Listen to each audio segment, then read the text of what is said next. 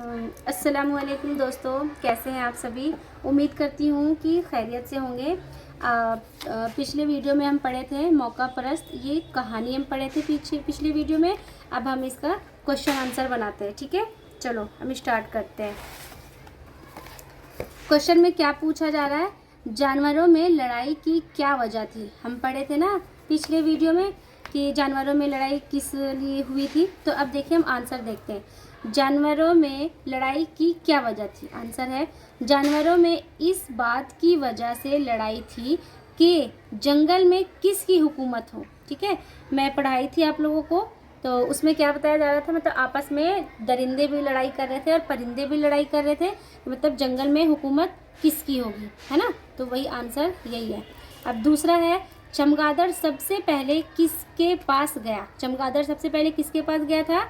चमगादड़ सबसे पहले दरिंदों के पास गया था, ये हमारा आंसर है। ठीक है, अब हमारा ये तीसरा क्वेश्चन है, चमगादड़ को दरिंदों ने अपनी कौम में शामिल क्यों नहीं किया। अब बताएं क्यों नहीं किया। देखें आगे हम देखते हैं।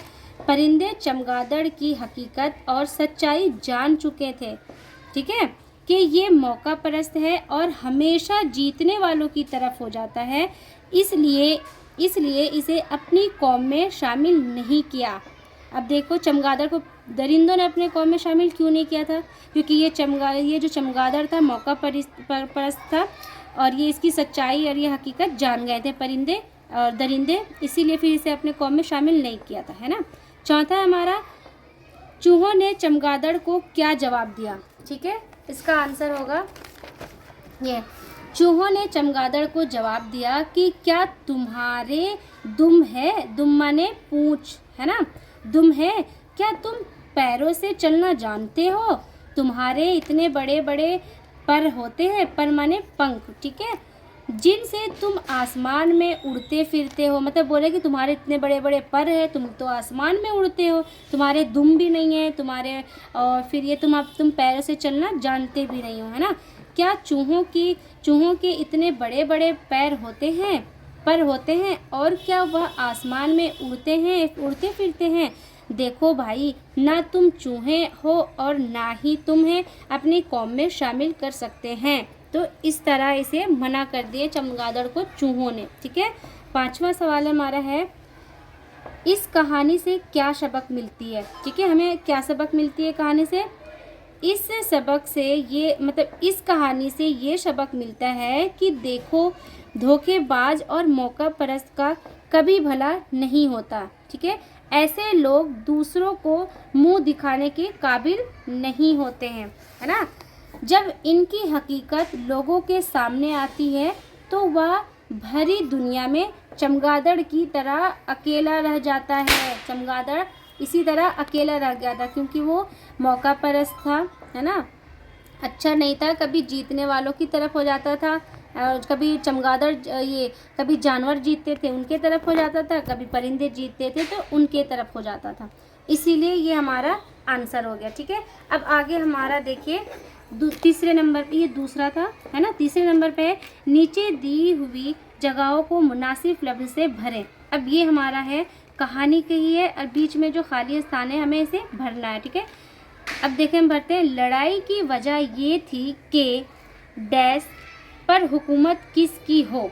अब जानवरों की लड़ाई किस लिए हो रही थी, क्योंकि वो बोल रहे थे कि जंगल पर हुकूमत किसकी हो। तो हमारा ये जंगल इसमें आएगा, क्या आएगा, जंगल, है ना, ये हमारा जंगल इसमें आ जाएगा। ठीक है, अब दूसरा है, एक जानवर ऐसा भी था जो बड़ा डैश था, क्या था, मौका परस्त था, है ना, ये होगा हमारा मौका, ये हमारा परस्त। ठीक है, तीसरा है, सबसे पहले डैश ने चमगादड़ को बुलाया और कहा।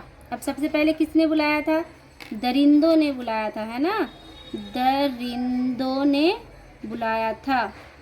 ठीक है, और चौथा है हमारा, मौका परस्त का कभी डैश नहीं होता।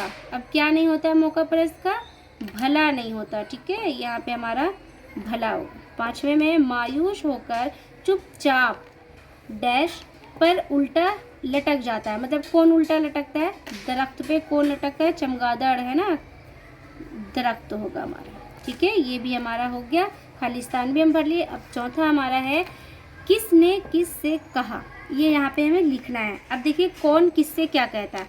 हम तुम्हें अपनी कौम में नहीं मिला सकते, कौन बोल रहा है कि अपनी कौम में नहीं मिला सकते? देखो आंसर है दरिंदों ने चमगादड़ से कहा। ठीक है, दूसरे में देखो मेरे कितने लंबे लंबे कान हैं। अब ये कौन कह रहा है? चमगादड़ ने। कौन कहा?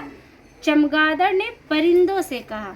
ठीक है, अब हमारा आगे है तीसरा, अच्छा बताओ क्या तुम्हारी दुम है? दुम माने आपको बताई थी मैं, पूंछ होता है। ठीक है, ये किसने कहा? चूहों ने चमगादड़ से कहा। ठीक है, चौथे में क्या तुम पैरों से चलना जानते हो? ये किसने कहा था? चूहों ने चमगादड़ से कहा था। ठीक है, ये भी हमारा हो गया। फिफ्थ में हमारा क्या बताया जा रहा है? हिस्सा अलीफ और बे के सही जोड़े मिलाएं। ठीक है, अब देखिए ये भी जोड़े मिलाने, जैसे कि आसमान का ज़मीन होता है तो इसे हम यहाँ पे मिलाएं। परिंदा, परिंदा का चरिंद होगा। ठीक है, जंगल शहर, लड़ाई सलाह, जीत का होगा हार और दोस्त का दुश्मन। माने इसमें सही जोड़ा ये विलोम शब्द बताया जा रहा है। ठीक है, विलोम शब्द को हम मुतज़ाद अल्फाज बोलते हैं उर्दू में। ठीक है, तो ये हमारा ये था। अब ये है नीचे दिए हुए लफ्ज़ों को जुमलों में इस्तेमाल कीजिए। ये लफ्ज़ों को जुमलों में इस्तेमाल करना माने वाक्य बनाने हैं इसके। ठीक है, अब जंगल है, मौका परस्त है, निदामत है, कौम है और असलियत है। ठीक है, अब इसके मतलब कि अब ये सारे क्या बनाए जाएंगे? वाक्य बनाए जाएंगे। अब देखिए मैं वाक्य बनाई हूँ आप लोगों के लिए, इसमें ऐसे आप लोगों को बनाना। जैसे जंगल, तो हम जंगल से कुछ भी आपके माइंड में जो भी आता हो वो आप बना सकते हैं। ठीक है, मैं बनाई हूँ जंगल में बहुत से जानवर रहते हैं। ठीक है, अब देखिए मौका परस्त, मौका परस्त का क्या होगा?